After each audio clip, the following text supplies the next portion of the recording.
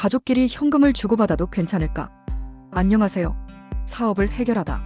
해결통입니다. 조정 대상 지역과 투기과열지구에 이어서 토지거래 허가구역까지 부동산 시장이 출렁이고 있는 요즘에 부모님들이 가장 많이 하시는 말이 있습니다. 은행 대출도 어렵다는데 그냥 애한테 현금으로 줄까? 그런데 가족끼리 자유롭게 현금을 주고받다 보면 예상하지 못한 시점에서 문제가 되는 경우가 있습니다. 그래서 오늘은 많은 분들이 궁금해하시는 가족끼리 현금을 주고받아도 괜찮을까? 주제에 대해서 이야기를 해볼까 하는데요. 실제 상담 내용을 기반으로 핵심 포인트까지 같이 이야기해볼까 합니다. 1. 가족끼리 무이자로 돈을 빌려주면 증여일까? 부모가 자녀에게 그냥 돈 빌려줄게 하고서 무이자로 돈을 주는 경우가 많죠. 원칙적으로 이자 없이 빌려주면 증여로 볼 수 있습니다. 국세청 기준은 이자 차액이 1,000만 원 이상이면 과세입니다. 즉 2억 정도까지는 무이자로 빌려줘도 증여로 안 볼 수도 있지만 실제로 빌렸다는 걸 증명하려면 최소 2가지 증빙은 필수입니다. 바로 금전소비대차 계약서와 실제 송금 기록입니다. 이 생활비와 교육비는 무조건 비과세일까? 10대, 월세, 난방비 같은 생활비는 괜찮잖아요. 많은 부모님이 증여 상담할 때 많이 물어보시는 질문입니다. 맞습니다. 원칙적으로 생활비 교육비는 비과세입니다. 하지만 조건이 있어요. 생활비는 실제로 생활에 쓴 경우일 때만 비과세입니다. 자녀가 생활하는데 필요한 소득이 이미 충분하다면 증여. 이 생활비를 받았는데 그대로 통장에 남아있으면 증여. 생활비로 주식 투자, 부동산, 자동차 구입을 하면 당연히 증여. 생활비로 준 돈은 무조건 과세되지 않는다는 말은 반드시 정답은 아니겠죠? 3. 혼인 및 출산에도 증여세 공제를 받을 수 있을까? 혼인 및 출산 증여공제는 2024년부터 새로 생긴 제도로 결혼 및 출산 시 최대 1억까지 추가 공제됩니다. 혼인은 법률혼만 인정되고 출산 시에는 1억 전액 공제됩니다.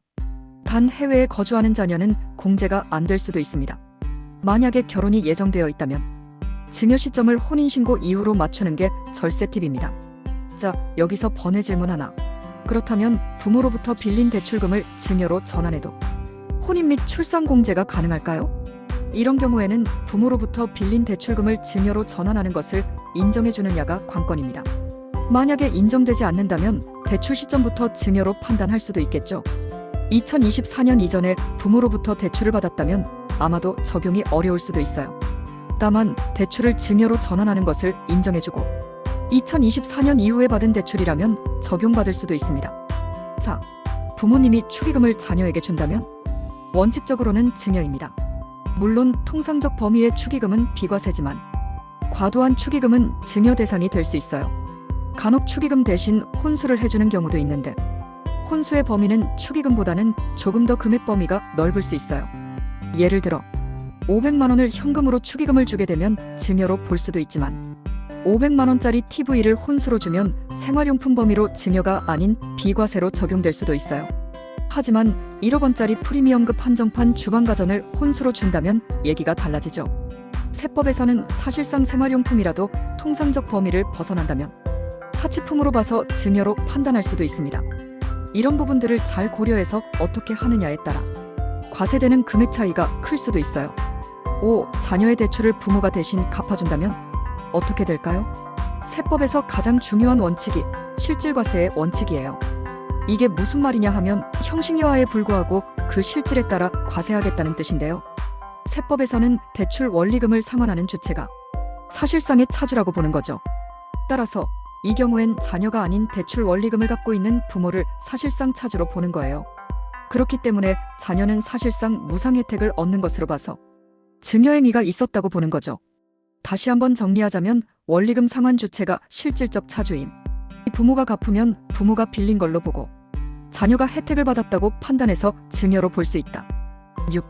딸이 대형 카페를 차린다고 해서 땅을 증여했다면 자녀가 창업할 때 창업자금 증여세 과세 특례를 적용하면 5억까지 비과세가 가능합니다.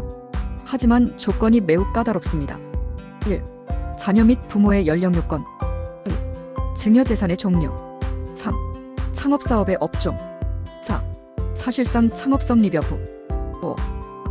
실제 사용 내역. 여러 가지 조건이 적합해야 합니다.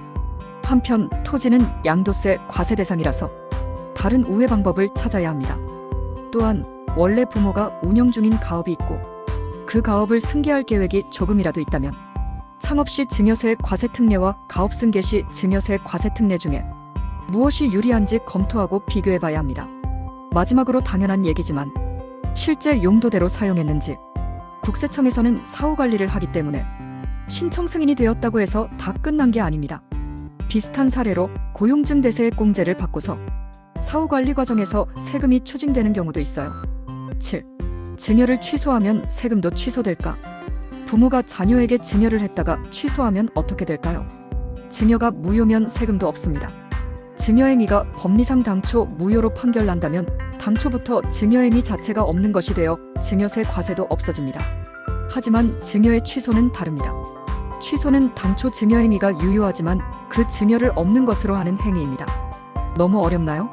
쉽게 말해서 무효는 지우개로 깨끗이 지우는 행위라면 취소는 빨간 줄로 증여행위를 삭선하는 행위인 셈이죠.